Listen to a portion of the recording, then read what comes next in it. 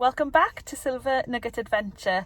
It's a pretty cold day here again in South Wales, so today we are going to try and get some gas sorted in the camper van and get my first cup of coffee.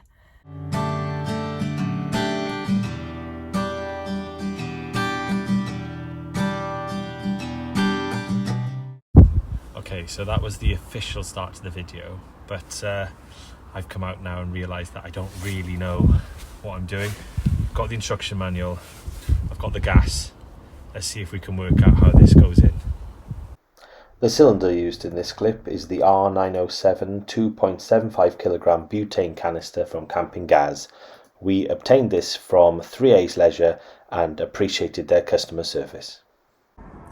Okay, one of the things I've realised when practicing is that this seat position is not good for installing the gas or really doing anything maintenance underneath the kitchen. So what we found is if you can slide the seat forward and then, as if you were going to make the bed up, start the tilting process, but this time just bring it to this position. As you can see, I've now got great access for lifting the cushions and opening up into the areas underneath.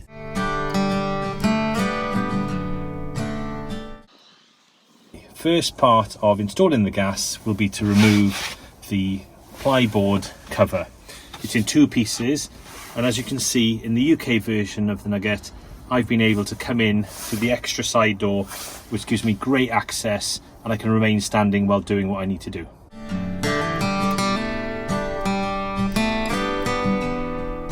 So here we have the main tanks in the van. We've got wastewater, fresh water and our gas containment tank. So you open the gas compartment by turning in an anti-clockwise direction and removing the lid. And inside you'll find the wedge, which will be useful for stopping the canister moving during transit, and the regulator and safety shut-off valve. An important point to realise when taking off the main shut-off valve from the regulator is that the thread actually goes the other way around. So to undo it, you turn in a clockwise direction.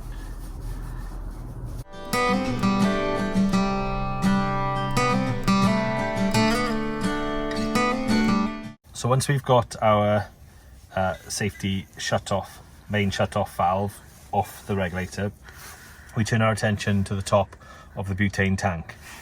So the first thing we do is take off the red seal. So remove the carrying handle by turning in an anti-clockwise direction.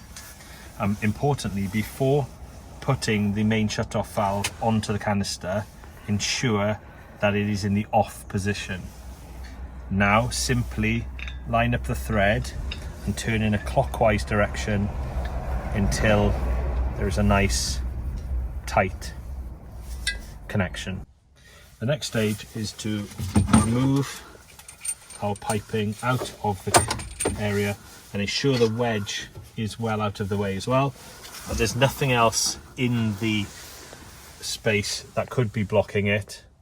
And now we're going to lift our canister into,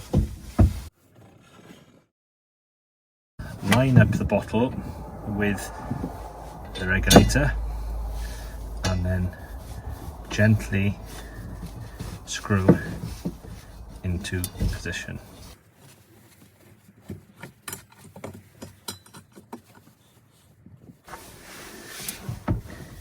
Ensure that the regulator is down into the channel, that nothing is pinched,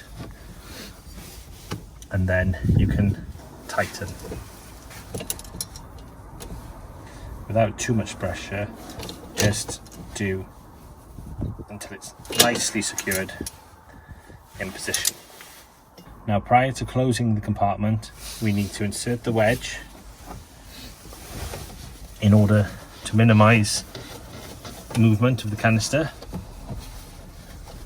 and also we need to ensure that our shut-off valve is closed while we open up our main safety valve. So as you can see, we've been joined by the main gas safety engineer, and he's going to oversee the next part of the video. So next step is to open up the gas cylinder by turning in an anti-clockwise direction until it's full open, and now we're going to put in the air lock button, and we turn in a clockwise direction until it is securely fastened. Okay, now we need to replace the boards.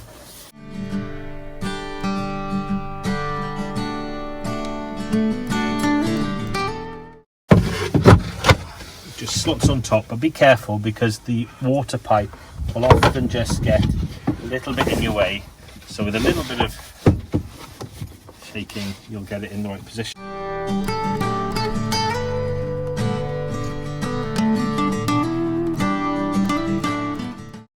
And we're good to go. Now obviously remember, gas can be quite dangerous. There's some pretty key safety advice all through the instruction booklet. Make sure you follow it. I guess the key points are every 2 years you should get the system inspected by an engineer. You're not meant to tamper in any way with the system and modify it. And then finally, Alfie's jumping up and down. And finally, and finally, always check the hose for any signs of wear and tear. Hi, Dad. Thank you, darling. Look, Daddy. Wow.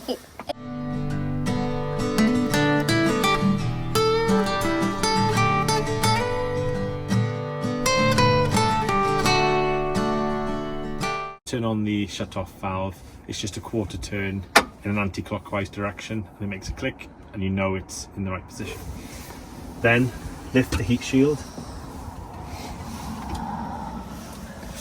and you just start it in the way that you'd start most gas cookers. Turn it so you can hear the gas, push the starter motor and hold down, and then when you take your hand off, the flame will stay lit. I'll just do that the same with the other one.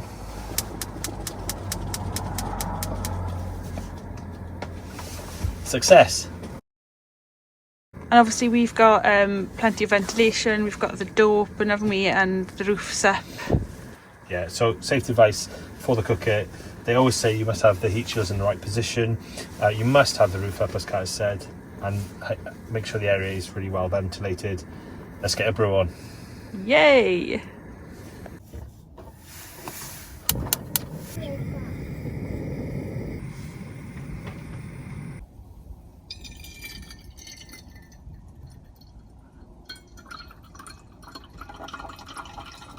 Thanks for sorting out the gas.